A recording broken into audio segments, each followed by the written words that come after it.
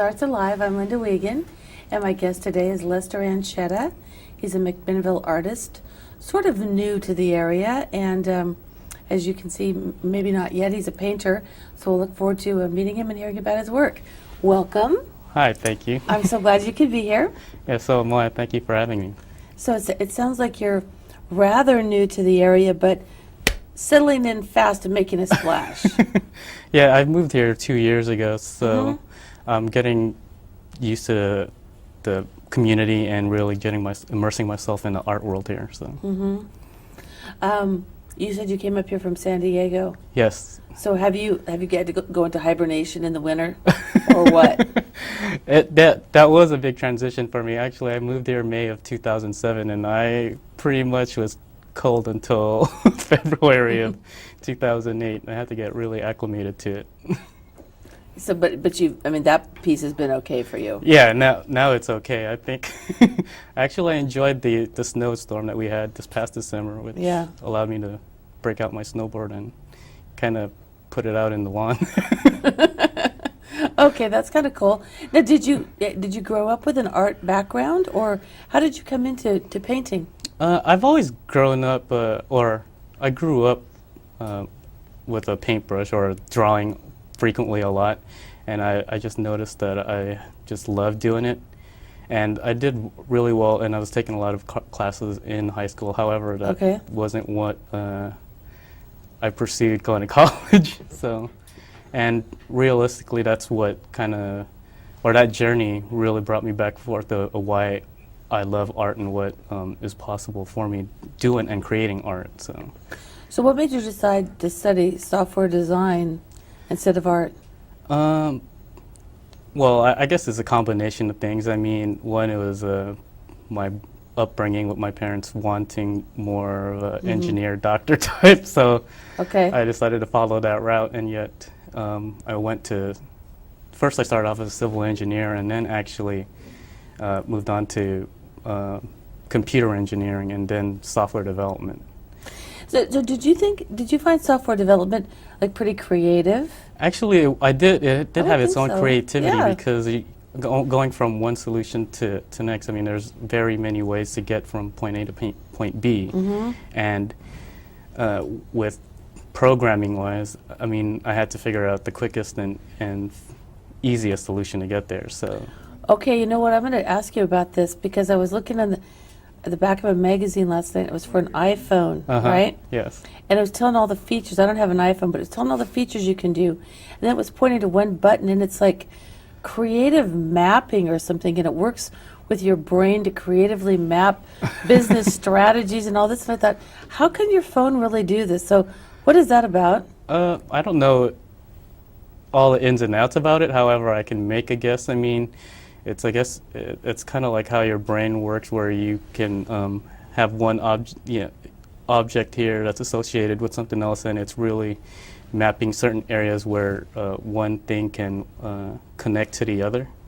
So, I mean, with that would be my guess anyhow. I mean, it seems, I guess what I'm getting at is, that seems extremely creative for somebody, you know, a software designer, program designer, to be able to sort of sit around and think of what would be cool to make this little phone gadget do and run your business and creatively map your brain. I'm thinking, do I really want to know what's in my brain? I don't know. Anyway, so you at some point did decide that you were going to transition out of that world and into the art world. Yes, and I decided that probably 6 or 7 years ago, and I had pretty much kind of hit a point in my life where I was like, do I want to continue with is software development keeping me happy, or do I want to go out to a different route? And at the time, I had just started taking an art class or painting class, and because I wanted to get back into it. And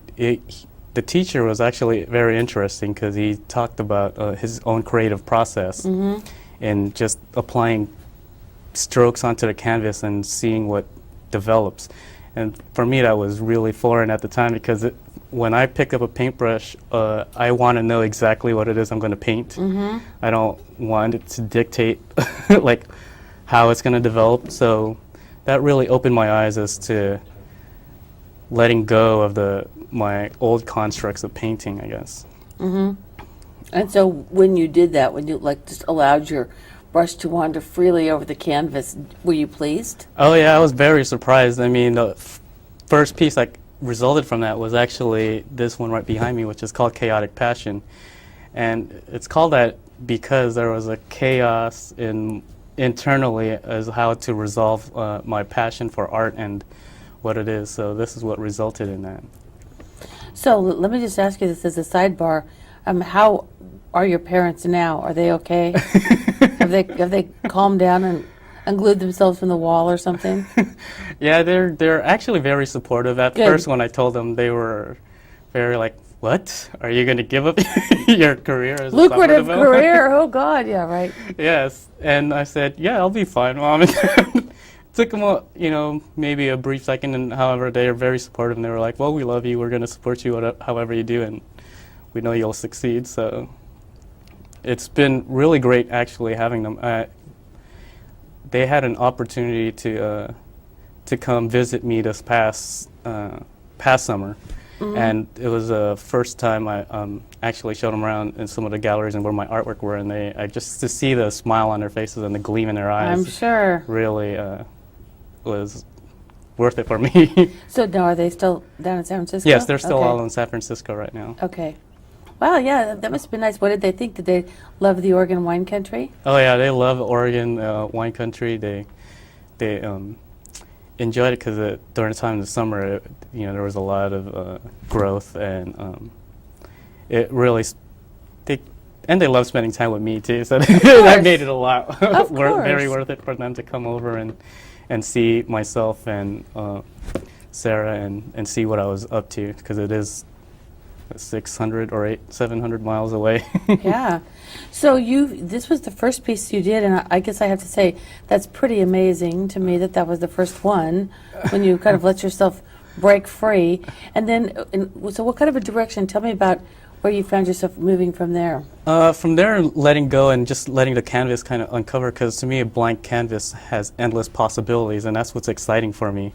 And it's kind of led me in the direction of what my current project, which is the I Ching, based on the Book of Changes, as ancient Chinese classic text. So, and with it, the symbols themselves they all have a separate meaning, and in that, I'm attempting to kind of have my own translation of what it represents, and it's really been a fun experience for me, because I never know what is actually going to happen. So let me ask you this. How did you exactly come to I Ching? I'm not sure how myself. I was actually 4 or 5 years ago when I painted this painting called Peace. I was just on the internet looking up something, and I saw the symbol for peace, and I was like, wow, this is very interesting, and I kind of read up a little bit on it. And then when I started painting on this canvas, when I was done, I had like a revelation that, oh, this is peace. And so I looked online again for the hexagram or the symbol, and I painted it on, and it really kind of just set in motion for me.